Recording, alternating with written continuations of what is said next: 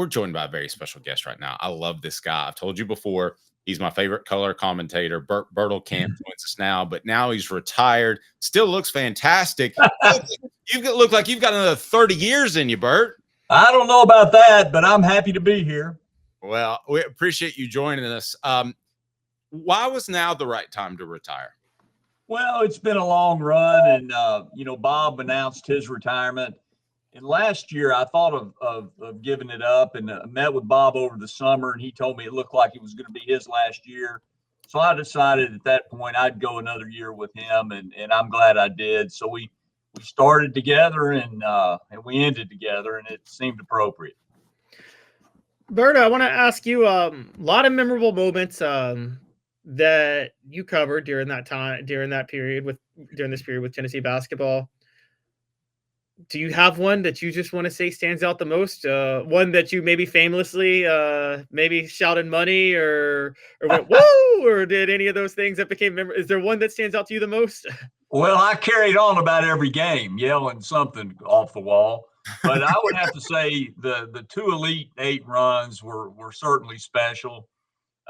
Losing to Michigan State in a close game was very difficult, but we had a shot. And we weren't able to pull it off, but it was a great run. And then last year, getting knocked off by Purdue by Zach Edey, that was special as well. And it was unfortunate that we couldn't win the game and go to the Final Four. But those were two memorable moments. And it's also memorable anytime you beat Kentucky, it being such a big rival and such a great school, basketball school. And knocking them off anytime is great. Knocking them off in Rupp Arena is even greater. So those are all highlights that stand out. Bert, some people may not know that are younger than me, but your dad played basketball for Tennessee as well. And I'm curious, what was his reaction when you told him you were going to be the color commentator? Because that had to be a special moment. Well, he's always been super supportive of just about anything that I do. And he was happy about it. And it took time away from my business and my family. So that was everybody in my family sacrificed for me to do it.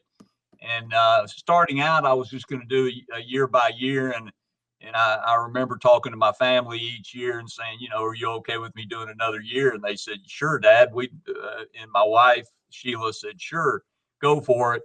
And of course, Dad was always super supportive. So I've had a great team behind me. Cheerleading for me and supporting me all the way. So it's been a great run, 26 years. And, two of my children have never, one's 27. So she was 1 when I started, and one's 24. So I've been doing it his whole life. And then my older daughter, Brownie, she was a little older, but it's been a big part of our life, frankly. And we've had a lot of fun, and I've really appreciated their support. Bert, I want to ask you a little bit of I'm going to put you on the spot just a bit, but if you could do an all-time starting five of just your time period as the color commentator for Tennessee basketball, could you put one together? Well, with the player you all been talking about, and rightfully so, Chris Lofton would be there. I would have to say, and it'll be tough. People have asked me this. And now I would have to say Zakai Ziegler would be the point guard on that team. Vincent Yarbrough would probably be on the team.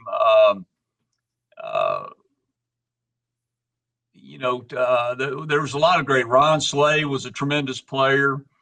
You mentioned Tyler Smith was a great player. It was unfortunate how his career ended, but he was a tremendous player.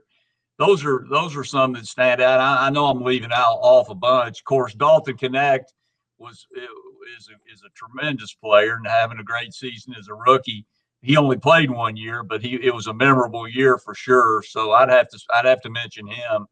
I'm sure I'm leaving out some, but there's been a lot of great players. C.J. Watson was a tremendous player. Tony Harris was a tremendous player. There's been a lot. Yeah, we could definitely put together a good team. Go ahead, Caleb.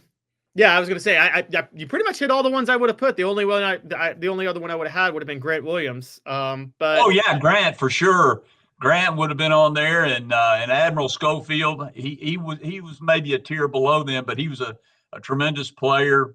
And Jordan Bone was a tremendous player for Tennessee. Great point guard. And so, yeah, you're right about Grant. He definitely deserves to be. He'd be a starter for sure on that team. Yeah.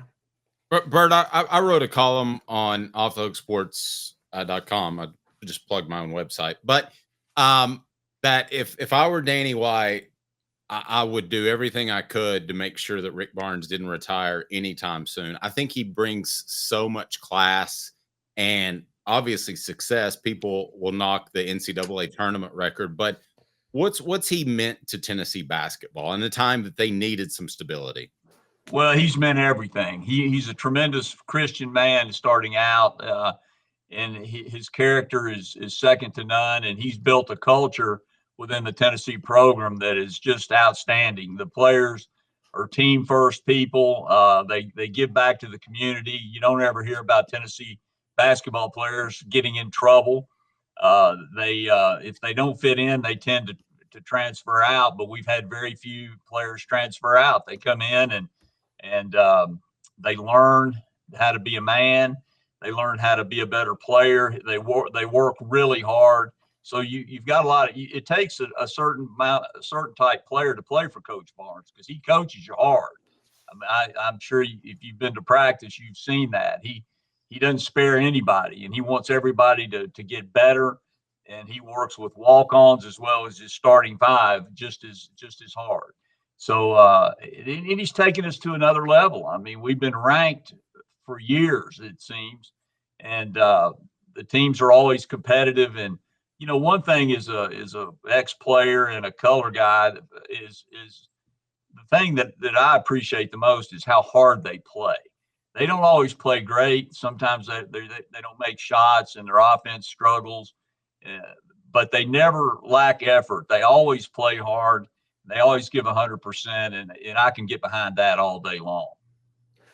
Bert, talking about Rick Barnes, I want to know your thoughts on this. Everybody, when they compare coaches, they talk recruiting and X's and O's. And I think there's a third thing we always forget that I think is Barnes' biggest strength. And I want to know what your thoughts are, which is obviously player development. A player who plays for Rick Barnes may not make it to the NBA, but if they're trying to get to that level, nobody will better prepare them for it than Rick Barnes. Is that fair to say? And there's no doubt. And that's one of the reasons he's been successful recruiting. Smart players, young players, they want to get better, and they all want to play in the NBA. And we know that that's a long shot for most players, really for all players. But they get better under Coach Barnes. If you come in with an open mind and a tough skin, you can't be thin-skinned and play for him. He's going to tell you what it takes to get better and what you're going to need to do to play to the best of your ability.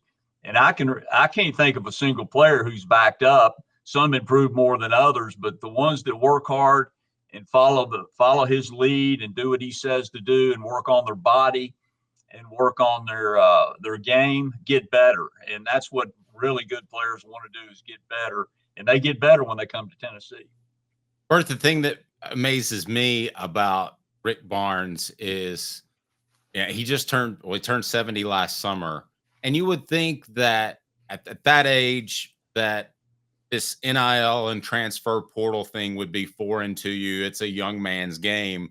But if you look at Connect, Chaz Lanier, the players he's brought in, he's mastered what is a totally different face of basketball.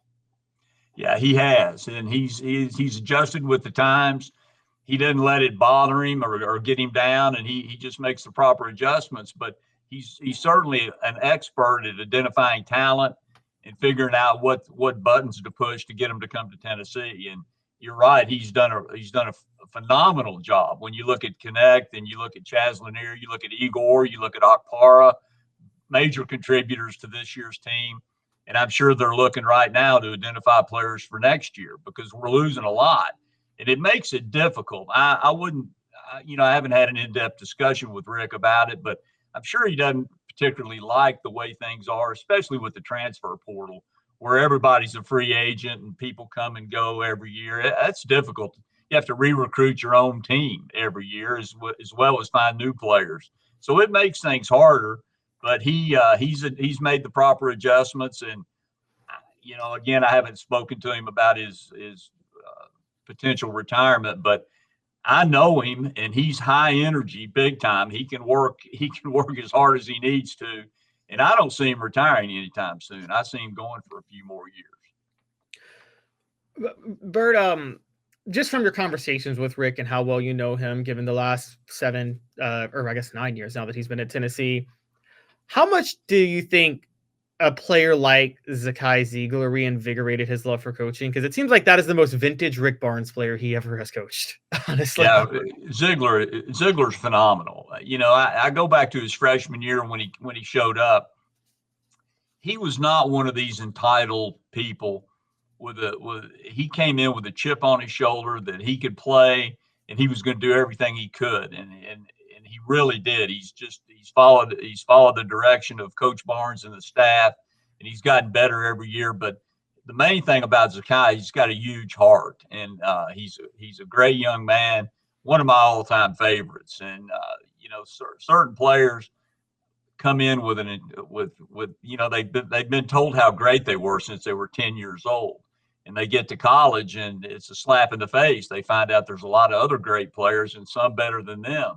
And Zakai didn't come in with that attitude at all. He came in with the attitude of, you're giving me an opportunity and you're taking good care of me. I'm going to take good care of you. I'm going to work as hard as I can and do whatever's asked of me. And he's done that and more. And he's had a phenomenal career. And I've been, keeping up with his stats some this year because he's breaking records. He's climbing the charts in Tennessee and a number of individual records. And his production has been phenomenal. And when you have a guy like Zakai Ziegler on your team and on the floor, you've always got a chance to win. He's going to make winning plays, and he's done that over and over. He's just a fine young man. Bert, what was your least favorite part about calling games? Traveling. I knew you were going to say that. It's the worst. They were trying to figure out how many road games we've been on, and it's we go on, I'd say 12 to 15 trips times 26 years. It's a lot of road games. It's in the hundreds, and the